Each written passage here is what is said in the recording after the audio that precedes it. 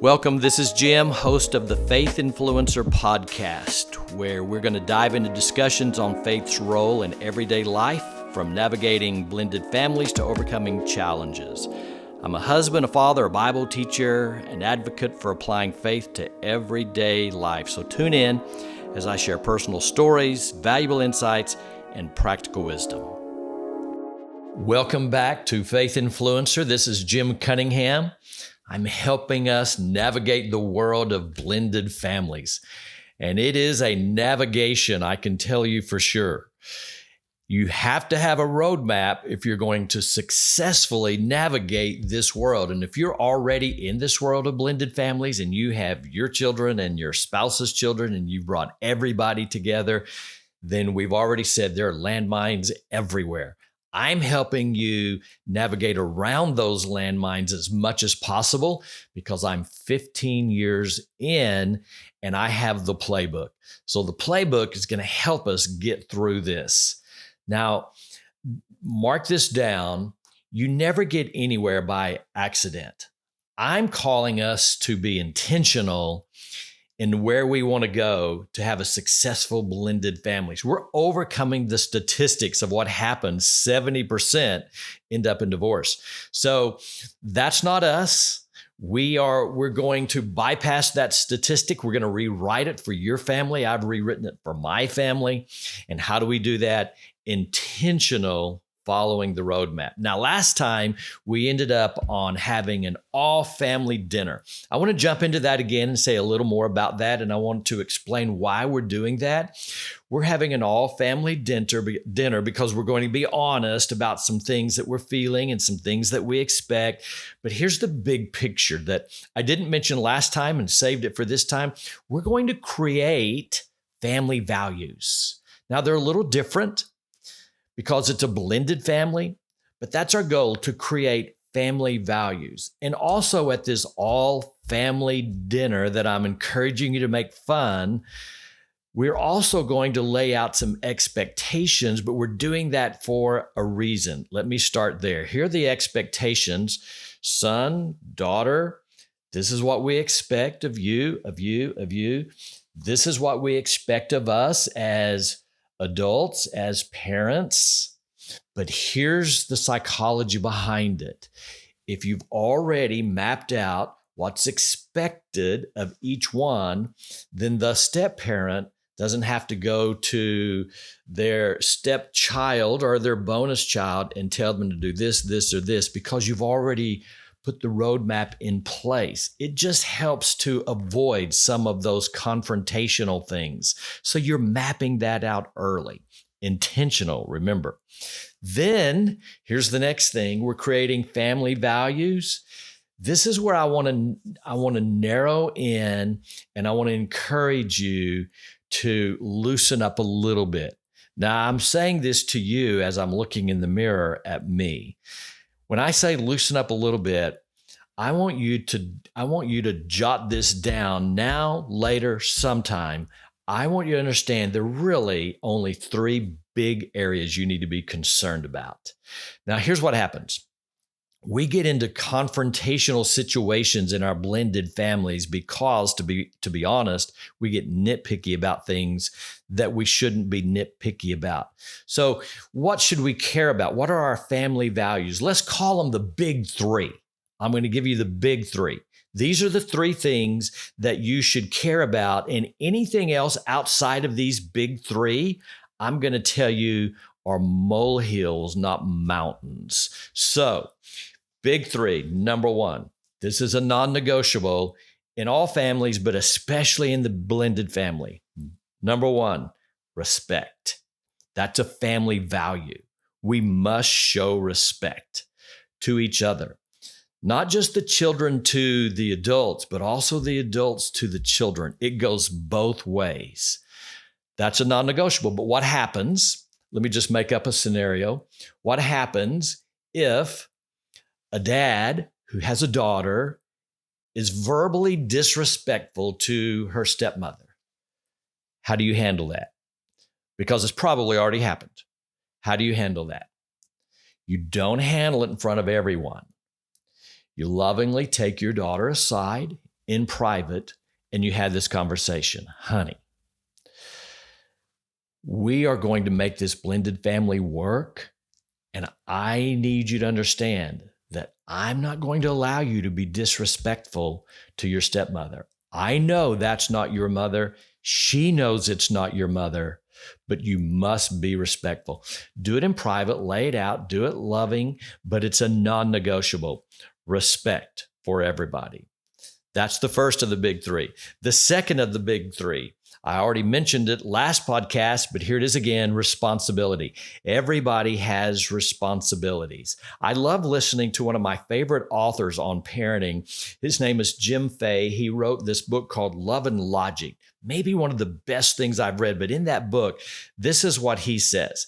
He says, when you lay out responsibilities for everyone in the house, but especially for the children, this is what happens.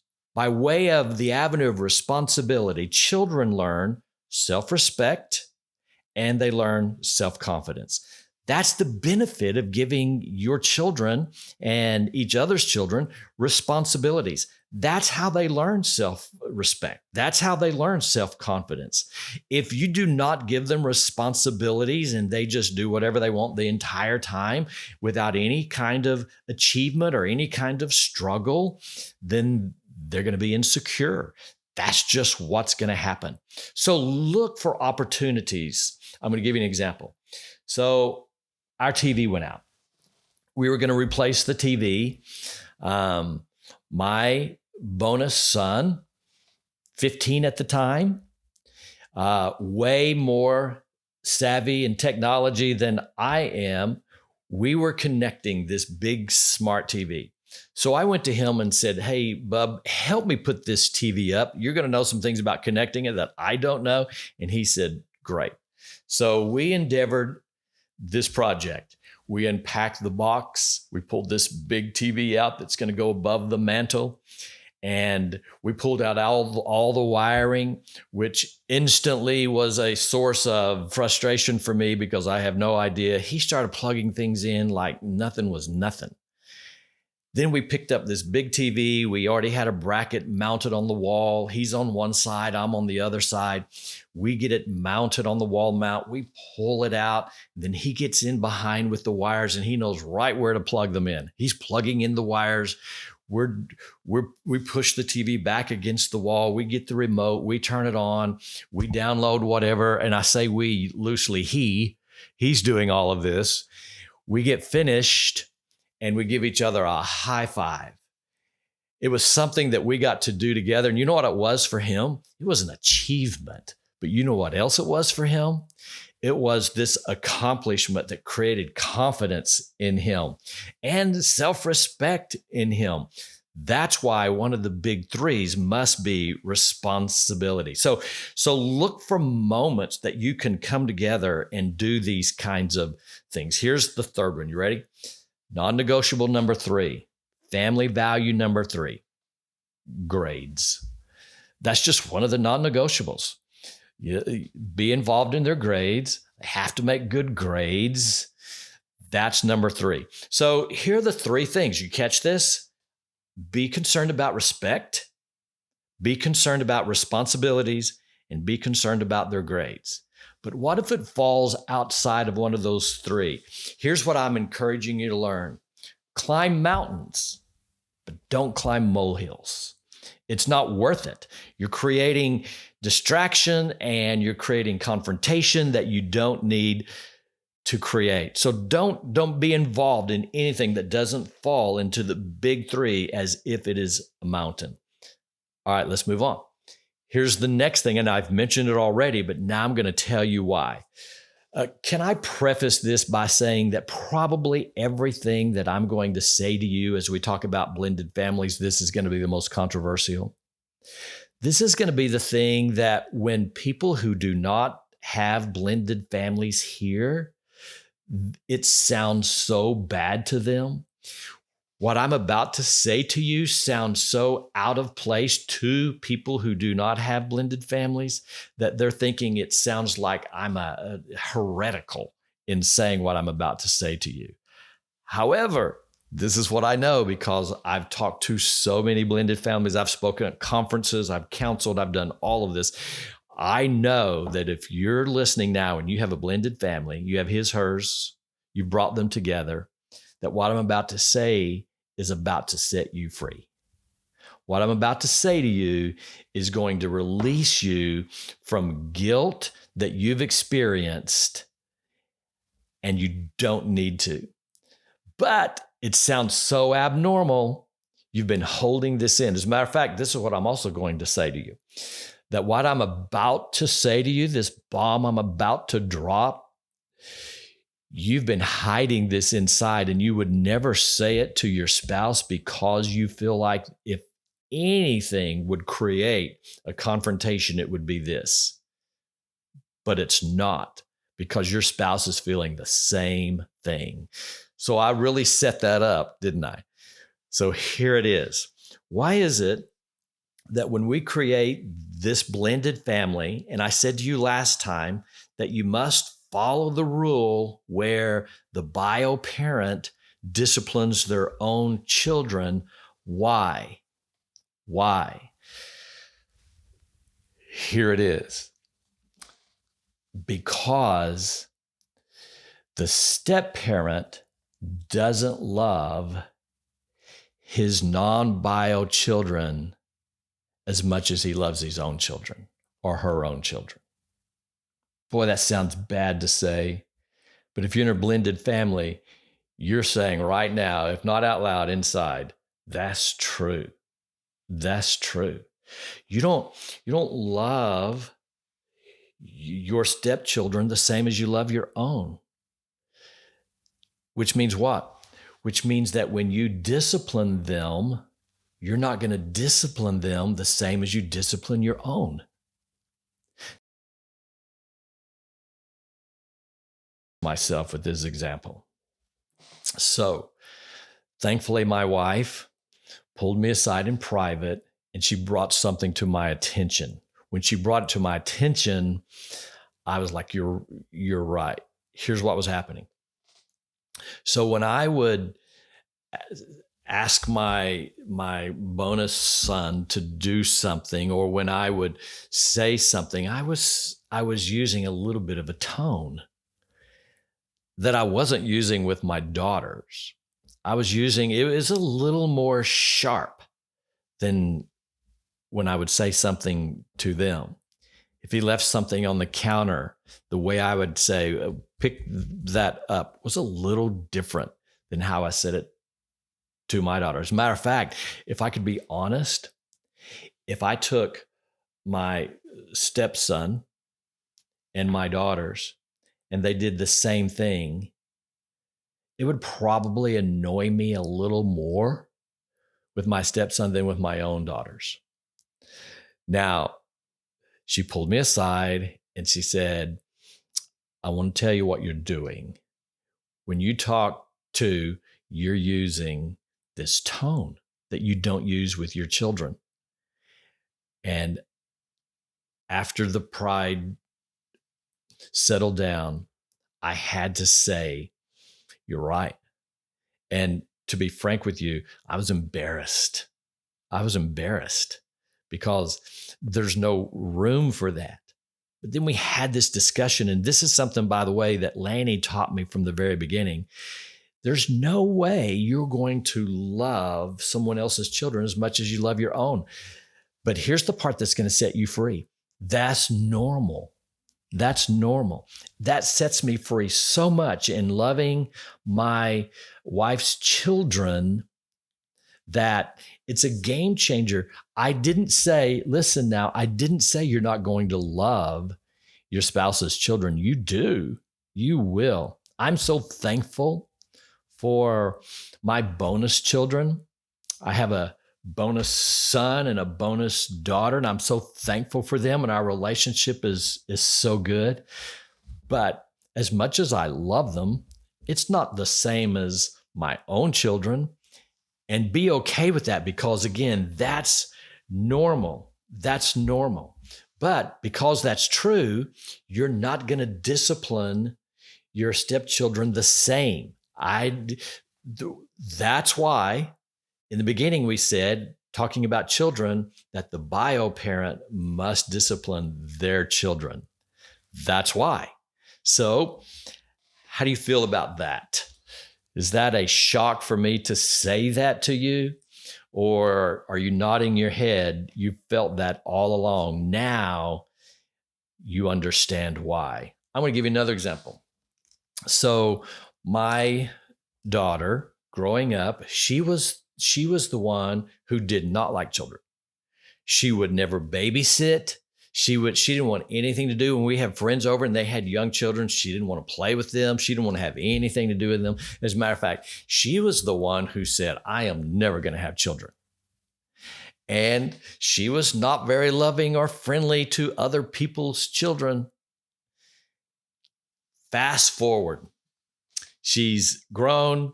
She's out of the house now. And guess what? She's had a little boy, a little brown-eyed bouncing boy. And do you know what? You've already guessed. She loves him more than life itself. And she is the best mother you can imagine. What changed? There is a biological connection when you have a child that's unlike anything else. And that's the way God created it.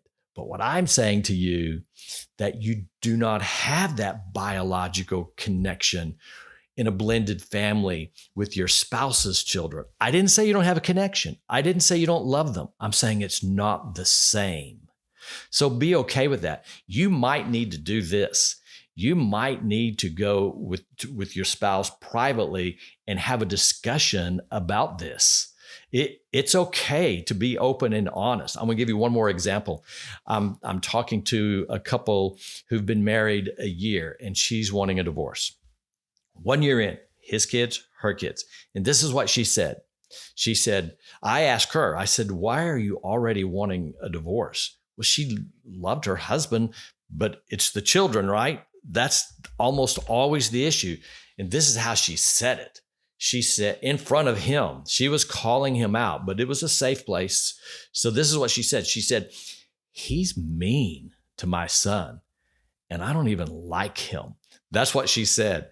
Now, I brought that story up because I've done this enough where I know that's the story of many of you who are hearing me right now. I promise you, there is right now a wife and a mother who's saying, yes, that is my husband exactly. He's mean to my son, or he's mean to my daughter, or vice versa. So if you wrap your head around the fact that you love them, but because they're not your biological children, it's not quite the same connection as with yours, that will open up your understanding as to how to deal with that situation, how to love them. And it will also allow you to be honest with each other and just say, you must discipline them, I must discipline mine, because we love them differently. Now, last word of instruction. This was my situation when I remarried. We had a 4-year-old. My wife's son was 4 when we got married. So being 4, he was young enough where some years later, he really doesn't remember his biological mom and dad being together. He was too young. I mean, he was 2.5, 3 when they divorced. And now a year and a half later, when we start dating, he doesn't really remember that. I'm only throwing this in because it was asked of me recently. Can a non-biological parent be in the role of disciplinarian in that scenario when you marry and the child is a lot younger? The answer is yes. Yes, oftentimes you do take on more of a role in the area of discipline when they're very, very young. But why is that? Because they look at you more as a parent, as their mom or as their dad. So just to answer that question and not leave it hanging, yes, you may take on more of a role. But if you're going to do that, this is why you're going to do it. You're going to do it because your spouse gives you permission to do it, gives you permission to go ahead and take on more of that role. Probably your spouse might need the help if you have several children and a couple of them are really young. So that's how I would navigate that. So there's how we deal with children. We're not done with the subject, but we're done with it today. So next Monday, we're going to pick this back up again and navigate this minefield. But remember, we have the playbook. That's why you're going to be successful in this blended family. So this is Jim Cunningham with Faith Influencer. Look forward to seeing you next time.